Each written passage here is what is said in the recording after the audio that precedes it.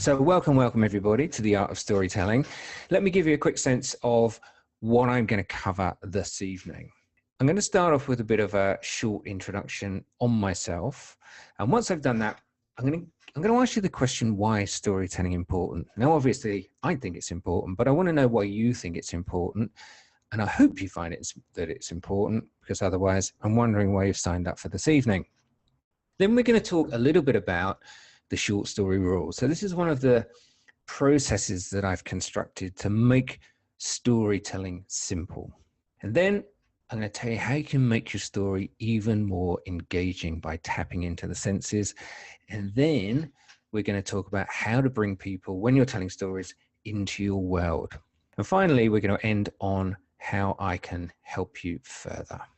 All right, so a little bit about me, if you haven't worked with me before. So I'm a published author, an executive coach, a facilitator, public speaker, a background as a chartered occupational psychologist. So that basically means applying psychology in the workplace. I'm also a certified trainer of neuro-linguistic programming. And for 3 years of my life, I was a dating coach. So I'm most well known for creating and delivering highly immersive and transformational personal development programs, specifically around leadership soft skills. That's my passion, that's my background. And I guess you'll get to learn a little bit more about my story, but that's the problem I had to solve for myself. So I always find when it comes to learning something, if you try and learn from someone who's already naturally good at it, it's really quite tough because they don't know how to break it down into those micro steps. So everything that I ever talk about on my webinars, in my training programs, in my books, publications, they're all things that I've done for myself and I've learned through doing it. That I don't just write stuff about theories. Everything I do is very, very, very practical. So I promise tonight I'm going to give you everything I can in the time we have, and then I'm going to show you how you can get some further support if you need it at the end. Okay, a couple of other things. I'm gonna throw up some different things tonight. So I like to use a variety of different methods when I go through these things. I've been on way too many boring webinars where they just talk at you for like an hour or 2 hours, and the first like half an hour is fantastic, but then your kind of eyes start to glaze over because there's only so much listening you can do. So the way I like to roll is I like to make the session interactive. So I'm going to ask you questions. I'm going to throw up some polls, and we're also going to do some exercises. So whilst I do like to live in a very high-tech environment, a good old-fashioned bit of pen and paper is probably not going to go amiss tonight, because I'm going to get you to do a little bit of work, do some activities with me. So if you've got a pen and paper to hand, or another device which isn't going to interfere with you watching this, then grab that now, because that's what we're going to use as we go through. Also, I like to share quite personal experiences, as I believe that using real life examples is much more powerful and compelling than, just keeping it really dry. Now, let me be clear about something. What I'm going to cover tonight is not rocket science. It's all about simple structure and delivery. However, I frequently hear people saying, yeah, I know that. Well, there's a big difference between knowing and doing. And what I tend to notice is there is a massive incongruence between what people know and how they behave. If we go across anything which sounds really simplistic, or yeah, I've heard that before, just park that in the back of your mind. Tonight is all about doing. This stuff only works if you actually go out and do it. All right, I'm going to be covering a lot in the next hour. So I want you to stop whatever else you're doing. If you've got the TV on in the background, if you've got Facebook open, if you're fiddling with your phone, if you're doing anything else, I'm going to ask you to stop and just give me your attention. The next slide, I'm going to tell you right now, is going to make me cringe. So this is me in my first job when I was 19 years old. And right from a child, I was painfully shy and incredibly socially awkward. In fact, I was so shy, and this right up until this age here, which is 19. I know I look about 12, but until I was 19, I wouldn't answer the phone at home if it rang. It was back before the days of caller ID. So when it rang, you just didn't know who it was. I was so shy, I didn't want to pick it up in case it was somebody I didn't know. And if someone knocked on the door, I wouldn't answer it. I'd go and sneak around the side window and I'd look out the window to see who it was because I was afraid it might be a salesperson. And what if they tried to sell me something and I couldn't resist? So this kind of persisted all the way into my 20s. Now, when it came to work, I'd blush if I had to speak to more than 2 people at once. My presentation skills were merely reading off the slides. I'd bore people to tears with my speeches. If I was talking to someone, I'd get straight into the specifics without setting the scene or giving any context. And I found it really challenging to grab people's attention. In other words, I had no idea of how to take people on a journey when I was communicating something. When I was 40, I found myself newly and unexpectedly single again. This wasn't my plan, and it was a bit of a shock because I'd only just moved to Australia with my said beloved at the time. And suddenly I found myself on the other side of the world with no friends and no relationships, and I didn't know anyone. And I started to having to start to date. Just to give you some context, I'm 47 now, so this was a little while ago. So having mastered social interactions in the business context, dating became my next nightmare, and going the distance over a course of a date, oh man, it just seemed like pulling teeth. And all of this relates back to my journey on learning how to tell stories. All right. So in my mid-20s, I kind of embarked on a journey of self-discovery to improve my understanding of what makes other people tick and how they think and what makes people more influential. I ended up becoming an outplacement consultant, a chartered occupational psychologist, an NLP trainer, an executive coach. I even did 3 years as a dating coach. So I made it my life's purpose to find out all the life hacks that I can in this space, and I'm still continuing to learn. And my biggest takeaway from all of these experiences is that interpersonal skills and influence skills can be learned. You can systematize them and teach them. Now, there's lots of universal truths about human behavior, and if you follow them, you can really unlock the secrets. So what I learned transformed me into the socially confident and influential person I am today. In fact, I was once told by a very senior public servant that I was able to and am able to disrupt other people's way of thinking without them even knowing it. And this is very much in alignment with the topic tonight, as stories are a very powerful way and a covert way of transmitting messages. So I've brought some really cool people into my life, and this is all as a consequence of working on my interpersonal and influence skills. And that's kind of led me to what I'm doing today. So very quickly, why did I start the Engaging Executive? Well, having personally transformed my own life and having coached thousands of people over the last 15 years, I felt like I needed to create a company with one objective, and that's to enable every client to engage, understand, and influence whomever they want, whenever they want, for the benefit of their personal and professional life. So the Engaging Executive Company is all about using the minimum effective dose to get the desired result. There are way too many complex theories of human interaction out there, which ultimately end up intimidating and confusing people. So we specialize in the basics of human behavior, the universals which can apply to just about any occupation. And these are things that people often say to me before they start working with me. They say things like, well, I'm not really a people person. And my response is, well, you're part of the human race, which has evolved to be pack animals. So we actually do need each other to survive. So really, you are a people person. You've just forgotten how to do it. Well, sometimes I hear, well, I don't really need to be a people person to succeed. And my answer to that is, well, yes, you do. Because every time you interact with someone, you're being judged. Everything you say and do is being judged. In fact, you cannot not communicate. I'll say that again. You cannot not communicate. Everything you do is communication. Even if you lay there catatonic, you're communicating something.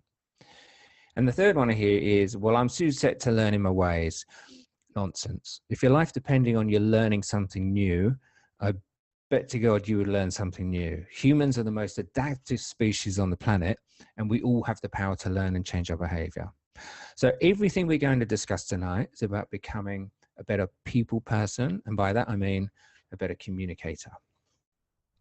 All right, so let's start with a big question. Tonight we're obviously going over, we're going to cover in an hour the core elements which I normally take a whole day to work through and rehearse on video with my participants on my 90-day engaging executive program. So we're going to do what I normally do in a day in an hour. So this is going to be like the whistle stop tour. But before we go into it, it's always good to ask the question, why? So this is my question to you. I'd like you to type something in the chat box. Why is the ability to tell stories so important?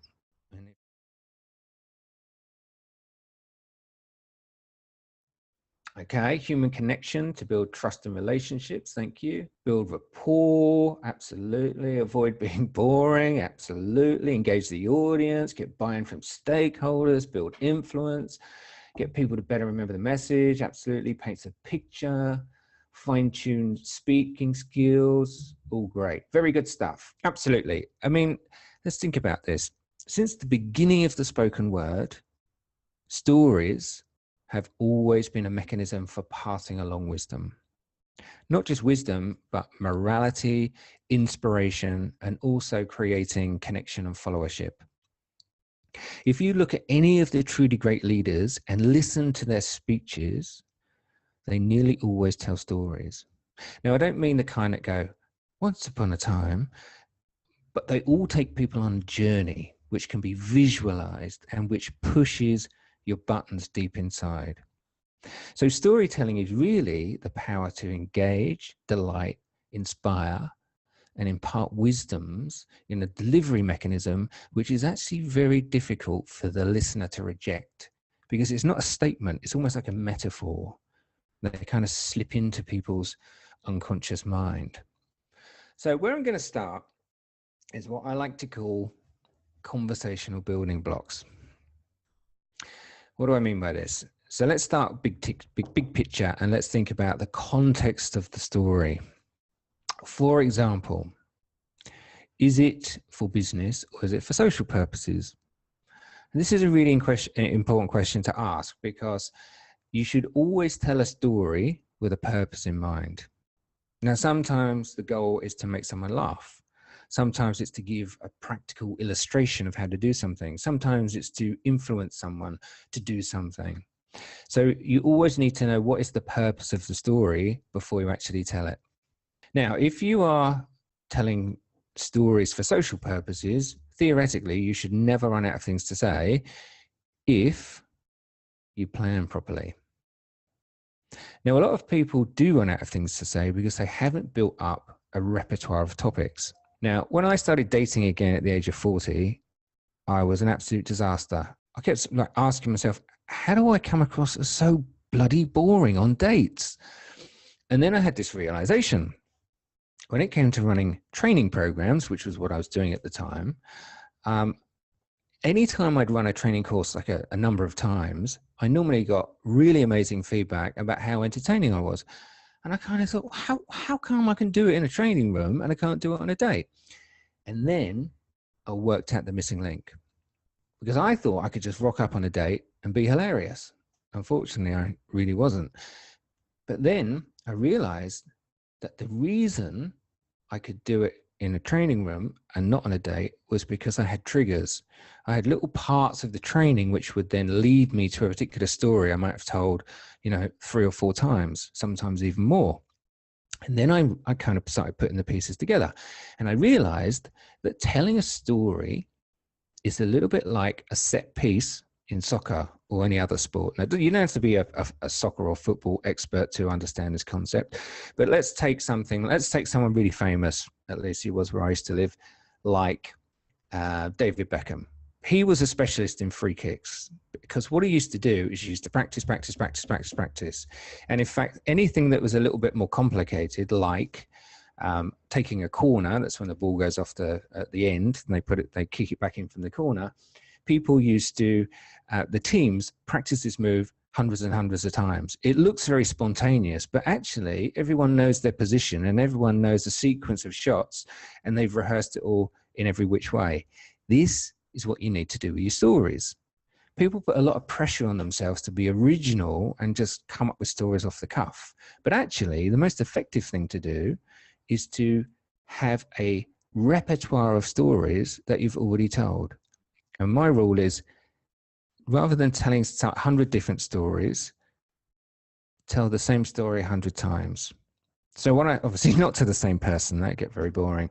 But what I started doing when I was dating was I started to create, not actually on the date, but after and before the date, is I created a mind map on my iPad of all the different topics that I could discuss and all the stories that I wanted to be able to tell. And I kept adding to it over time.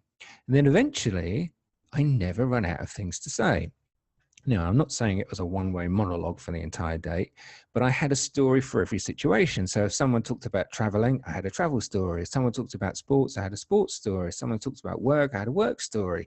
And I built up this great library of stories, which I still continue to use this day.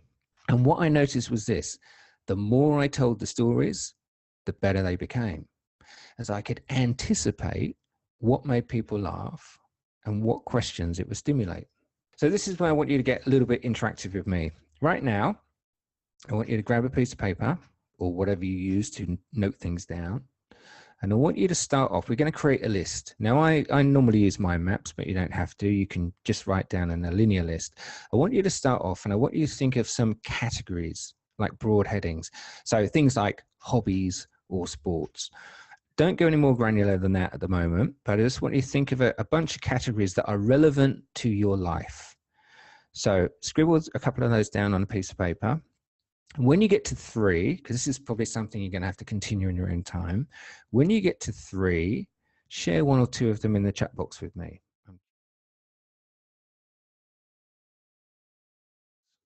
Okay, we got work, home, social, travel, kids. Kids always make really great stories. Or they can make hilarious stories. Travel, sport, holiday, recreational activities, holidays, lots of holidays. Fantastic. Really good. World travels, awesome. Fitness, absolutely. Cool. All right, that's good. That's enough. That's fantastic. You're all in the right zone. All right, now, the next thing you need to do is you need to get a little bit more granular. So once you've come up with a list, now I want you to look at the list of headings again. And just for now, for the worked example, I want you to pick the topic which is the easiest one to expand upon. So if you've written down 3 things, I don't know, family, holidays, and pets, and you think, no, I'm a bit struggling to come up with a family one, but you can think, oh yeah, like my pet did something crazy the other day, pick that one. So I just want you to pick one. And when you've picked one, what I want you to do is I want you to think, what would be a specific story or topic that I could discuss in this? So for example, if I was to go with holidays, the easiest one for me to think about would be my Japan trip, because I've spent the last 3 weeks in Japan and only came back a couple of days ago. So that would be the most obvious one for me. Or if I was talking about career, I might talk about the way that I started the Engaging Executive. You know, that's like a nice little story that I could tell. So I want you to think about which one would you tell. You don't have to write the story right now. I'm just interested. If you were to take your favorite topic, your favorite category, and then you were to take it down one more level, I just want you to write me like I'm not going to ask you to any further questions on this. I want you to write me like 1 sentence about what that story would be. So it might be going away on holiday, going to a specific country. You have to name the country, or when my child, I don't know, tips her potty over her head or something. I don't know. Halloween tour in Romania. Fantastic. Cool. That's good. Let's get a couple more examples up there.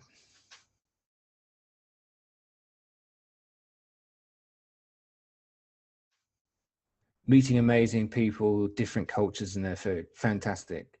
How I train my dog. Fantastic. I had a sport accident. Yeah, cool. In a triathlon. Very impressive. 7 days trekking in the Himalayas. Fantastic. Great. All right. All of these look like absolute gems. So the process, so just to sort of recap here, my top tip to you would be, if you want to go, through the process of developing your repertoire stories, first of all, just brain dump. Don't try and get them all right. Don't try and expand upon them yet. Just think of all the different categories you could think of. Then think of the different examples under each of the categories, and then always start with the easiest one. So because we've got this, 17 people on the webinar at the moment, I can't work with 17 people at once. So what I'm going to do is I'm going to go through the process of how to build a story, and I'm going to use one of my examples, but I'm not going to do all the work. I'm actually going to get you to do the work with me. I'm just going to give you the bare bones as a starter. So between us, we're going to build my story, and we're going to kind of pimp my story. If you've ever seen that TV show, Pimp My Ride, well, we're going to do that to my story. All right. So I like to think of telling a great story like making a cake. When you make a cake, you don't just start off and see what happens. You don't just grab a bunch of random ingredients and throw them in a pot in whatever order and then put them in the oven and go, I wonder what the hell that's going to look like. You never do that. What do you do instead is you know what it's going to be before you start. And then you use the right ingredients in the right order. So when you pull it out of the oven at the end, you already know what it's going to look like. That is how I want you to think about a story, because most people do it in a linear fashion, but actually you shouldn't. So I guess my first layer of the layer cake is what I call the short story rule. So I want you to have a little look at the diagram there on the left-hand side of the screen. What you'll notice on the vertical axis, we've got anticipation. So that's anticipation, and you can see it growing as people are telling the story. This is building the intrigue, building the interest, building the suspense. And then you've got the duration, and you can see I've got 3 simple stages: the beginning, and middle, and the end. So looking at the story arc, you'll notice that it builds up and up and up, and then it finishes on a high. Far too often, I hear people telling stories that either have no significant ending whatsoever, and you're like, or they've got this amazing kind of climax, but then they keep on talking to the point where people have lost interest. So it's when you construct a story, the real trick is to start at the end so that you know where you want to end up. Now, I'm not saying you tell your story that way. We're not going to go into some Tarantino-esque way of telling stories. This is just through the construction stage. Okay, so let's have a look at point number 1. So it says start with the climax of the story. So what is the end of the story? You want to make sure you end on the finale, and then this happened, boom, and then you drop the punchline if it's going to be a funny one, or you take the listener along a certain path, and then suddenly there's a twist in the end of the tale. That's exactly what you want to do. So when you're creating your own stories, I want you to be thinking, where do I want to leave this person? What's the last thing I want them to have in their mind? What is the ultimate purpose of telling this story? The next part is to create the beginning. And the beginning is just like the opening scenes of a movie. Think about just about any film that you've seen in the past. You always starts the same way. Well, not always. If it's a James Bond film, it starts a little bit with an action scene. But if it's not a James Bond film, most films kind of start in the same way. You kind of get a little bit of an insight into each character, so that it shows you doing their day-to-day stuff. It sets a bit of a context as to where these people are and what the time period is and who knows who and who the main characters are. And the purpose of the beginning of the story is to allow the listener to know everything they need to know before you reach the end. Because the other thing I noticed with storytelling is when people have a great punchline, but they haven't set any context, it has no meaning and it drops flat. So you've got to build the scenario, you've got to build the environment, you've got to paint the picture of where the starting point is before you go on. And finally, you build out the middle. Now, this is a key chunk, as this is where you start to build the tension, the suspense, the intrigue. This is where, looking at the scene here, this is where you have to make it very rich, very vivid. You have to bring the listener there as if they're actually on that journey with you. This is a great place to create, and I tell you, this is a general rule of thumb, but a great story has a protagonist, and that normally is going to be you if you're telling the story, but it doesn't have to be. And then it has an obstacle. Now, that obstacle could be another person. It could be a physical obstacle. It could be the environment. It could be the time. It could be the money. It could be anything. But when you have a protagonist versus an obstacle, that's when you get a really good story. And then finally, it needs some misdirection. In other words, if it's blindingly obvious what the end of the story is right at the beginning, it ain't no good. So you've got to kind of take people down a little bit of a path. And then at the last minute, you kind of switch it up a little bit. So people go, whoa. Now, I'm going to give you a really bad example of this. In other words, a good example of how to get it wrong. Now, if I saw a movie on the way back from Japan, and it's called The Accountant. So spoiler alert, if you're about to watch the film The Accountant with Ben Affleck in it, or have any plans of watching the film in the future, put your finger in your ears for the next 10 seconds, because I'm going to reveal some very key characters and the character plots. All right, so put your fingers in your ear if you don't want to hear now, and count to 10. If you haven't got your fingers in your ear, the thing that I found frustrating about it is right from the beginning of the film, they show the protagonist, Ben Affleck, as this disturbed child playing with his brother. And they keep flashing back to these childhood scenes all the way through the movie. So by the time the antagonist was introduced, I'd already, about, a third of the way through the film, I already thought to myself, I bet that's his long lost brother. So when we got to the end of the film and it was suddenly revealed that he was the long lost brother, it was completely and utterly anticlimactic. So you've got to kind of keep people a little bit misdirected. All right. So as I say, I can't go through 17 examples all in one go. So what we're going to do instead is we're going to do something different. I'm going to give you the bare bones of my story when I first went skiing at the age of 42. I'm not going to tell it like a story. I'm just going to give you the facts.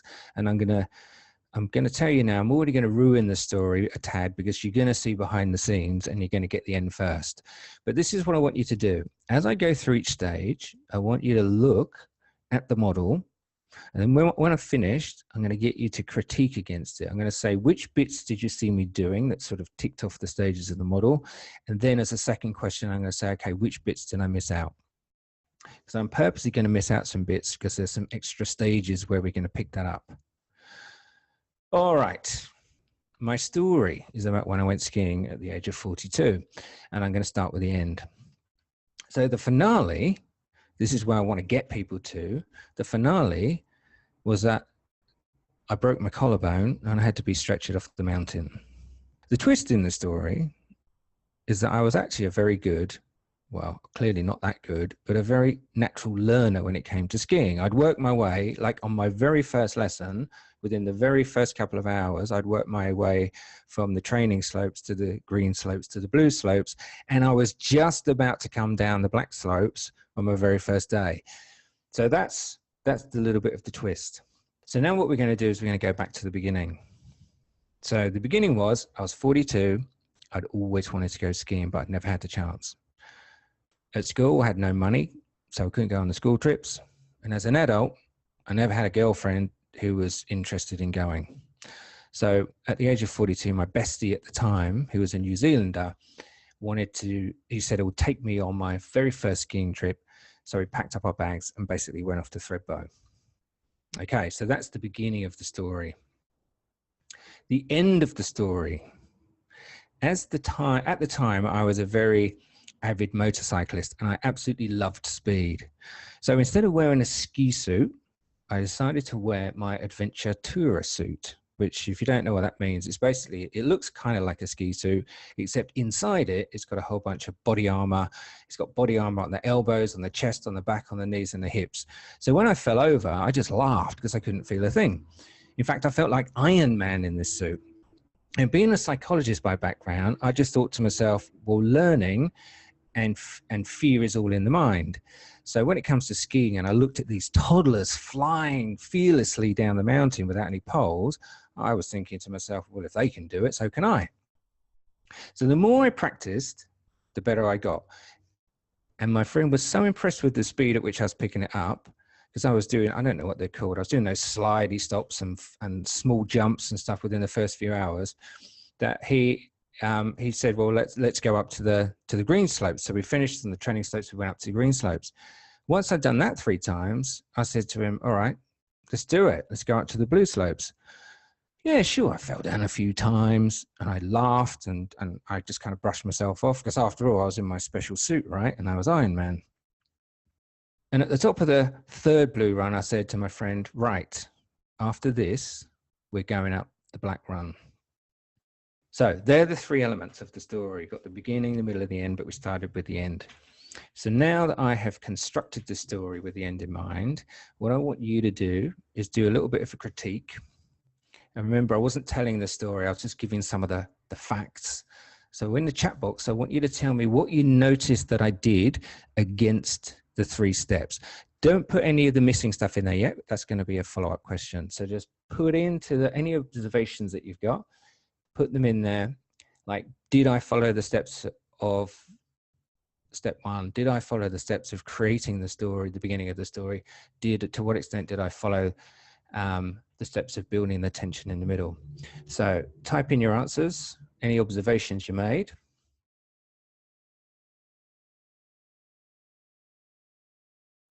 Not true, Black Slope. Okay.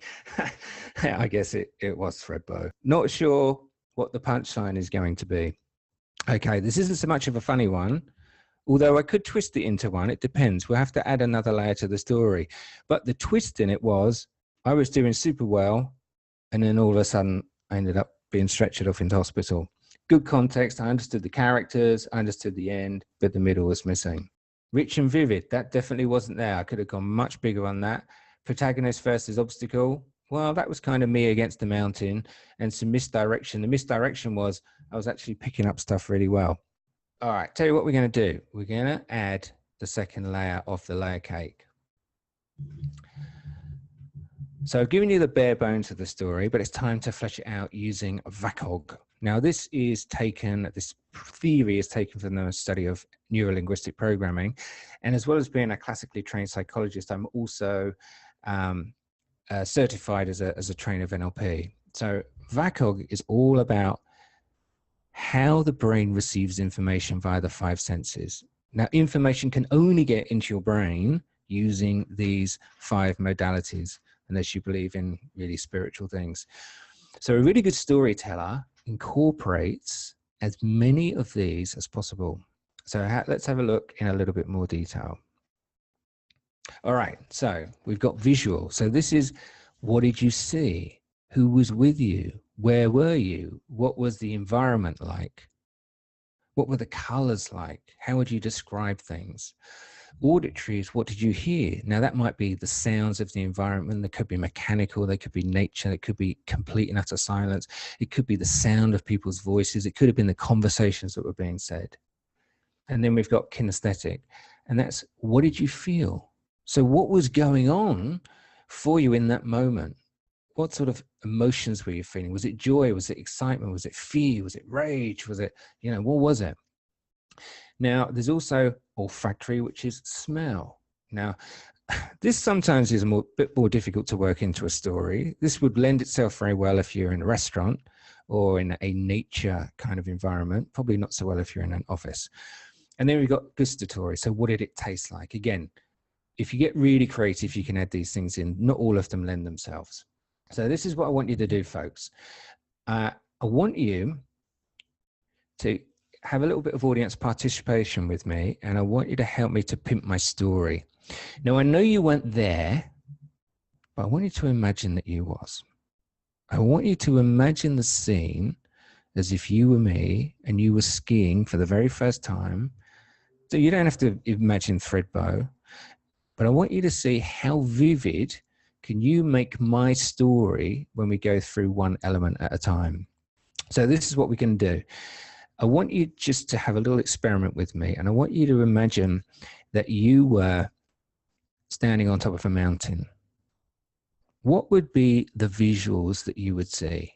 So pop a couple of things into the chat box and try and be as, this is where you don't have to write lots of mini things. Even if you just pick one element, I want you to be as descriptive as you can.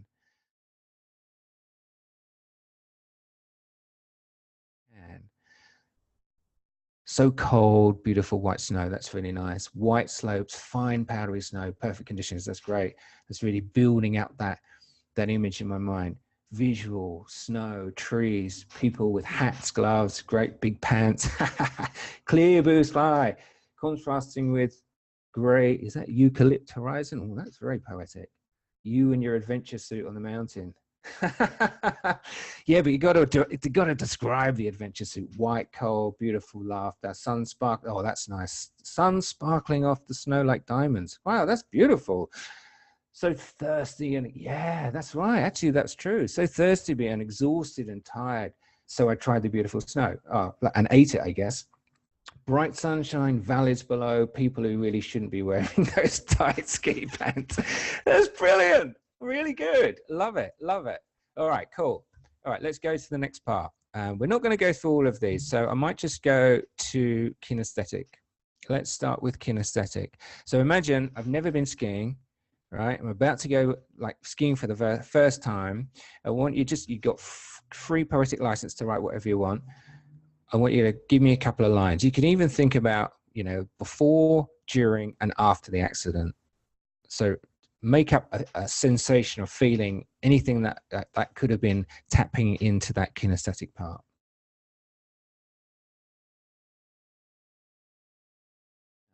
Tony Stark. My heart was racing. Absolutely. Excitement. Yep, that's good. Let's flesh that out a little bit more. I like the heart was racing, top of the mountain, cold breeze across your face. Yeah, that's a sensation. That's really nice. Exciting anticipation. Yeah, I was feeling the excitement, the anticipation. My knees were loose, like my boots were so heavy. They were pulling me to the ground. I felt proud as punch because it was the first time I'd ever done it. This is great. Yeah, I felt this real sense of achievement. There was this anticipation of the speed and the wind rush. Beautiful, great stuff. So can you see how by adding these kind of modalities into the storytelling, it really fleshes it out and makes it feel really real for people.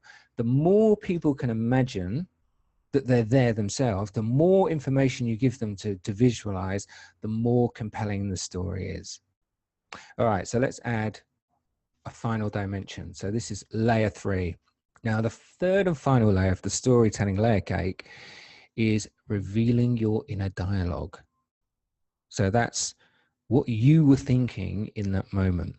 So I want you to have a little stab at asking or answering the question, why do you think this would add impact to the story?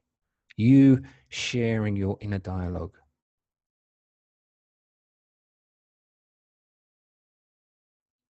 Personal connection. Yeah, absolutely. Has to think about it. More believing. Yeah, absolutely. State of mind. Good. Personalized. Yeah, very good. Tells the audience what was going on for you. Yeah, absolutely. All good stuff. Okay. So this is like a little insight I had. Well, I was doing some presentations once, and this is a fair while ago. My managing director said at the time, we was having one of those kind of organizational rah-rahs. And so I was asked to do a bit of a spiel on something. And the managing director stood up afterwards and said, so this is a bit of a humble brag, but the managing director stood up afterwards and said, I've been trying to ponder on what makes Duncan so interesting to listen to. And then she said, no, I've worked out what it is. He shares what's going on in his mind. So he kind of reveals his inner dialogue. You have to use this kind of sparingly. You don't want to do the whole thing with this because you can give away too much and then it loses its impact. But there are only really a few rules of this. And so it's quite easy to get right. So the real value of this element is that it brings someone into your inner world and it reveals how you are feeling or your inner dialogue in the very moment that you're telling the story. Now, that doesn't mean you have to share everything. In fact, there are some things you really shouldn't share. This layer kind of works when you just use it here and there. But the important thing to do is to signpost that you're doing it. So you can say things like, so I thought to myself, blah, blah, blah. Or, and I couldn't help but think, blah, blah, blah. Or, and what was running through my mind, blah, blah, blah. All right, so this is where I'm going to ask for a little bit more audience participation again. I want you to pimp my story. Again, you have complete poetic license to make up whatever dialogue you thought was going through my mind, either at the beginning of the story, the middle of the story, at the end of the story. So pop something in the chat box now. And remember, of course, I was excited at the beginning, then I was a bit scared, and then I was completely crushed into a pulp. So I want you to write down what you think was going on.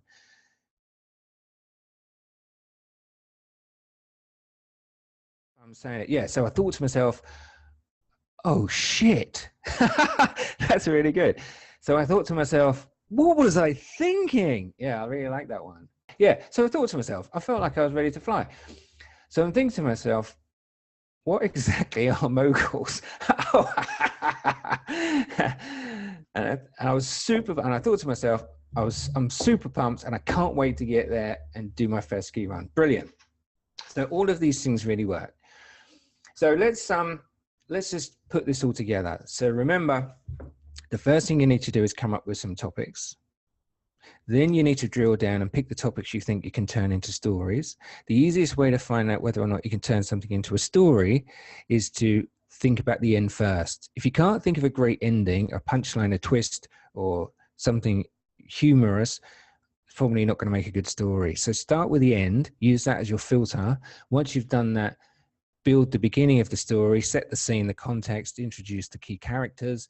And then once you've done that, build the suspense. Try and use a little bit of misdirection as you go through. Right now, as your coach, I'm going to help you make a decision. You can either get the results you want and change your life forever, or you can decide to keep doing what you're doing. But remember, if nothing changes, nothing changes. So by using my methods, you can learn how to hold a room full of people far more effectively. But this is just the tip of the iceberg. Now, I'm not sure why you turned up tonight. Maybe it's because you wanted to add some sparkle to your social interactions. Maybe it's because you always get the feedback that your presentations are a bit dry. Or maybe it's because you've never really considered how to structure around your communications. But now you know how to structure a story to end on a high. You know how to titillate the senses with VACOG, and you know how to bring the listener into your world. And that may raise the question, how can I learn even more about engaging with, understanding, and influencing people? Well, you can do this slow way or the fast way. You can try and do it all yourself. There's plenty of great books out there, including mine, of course. Or you can draw upon the expertise of the Engaging Executive Company and fast track what it took me 20 years to work out on my own. So what I've done, in order to simplify the complexities of social interaction and influence, I've created the Engage model. It's basically 6 modules. They can be taught and learned sequentially. In fact, they are in the book, but they can also be standalone. The first is Entrance. This is all about presence. How do you make a great first impression? How do you use your physiology to project confidence? We go down here to the power of eye contact and the smile as well. And then once you've made that great first impression, how do you then network the room? How do you start conversations with people you've never spoken to before? How do you build a conversation from small talk to big talk? How do you deepen that rapport? And then, just as importantly, how do you gracefully disengage from people once you want to move to the next person without necessarily causing any conflict or broken noses? And once you've done that, then once you've made a great impression, you've started to build connection with people, then you're in a great place to guide a conversation and influence. So how do you use your physiology as well as your words and your voice all in a congruent way to either be much more inclusive or much more assertive? How do you use linguistics to get abstract when you want people to agree with you or get very specific when you want to disagree with other people? And how do you use those two processes together when you actually want to resolve conflict? Now, once you can have a great presence, make connections, influence people, if you always just influence people to your own ends, you're kind of going to break a few eggs.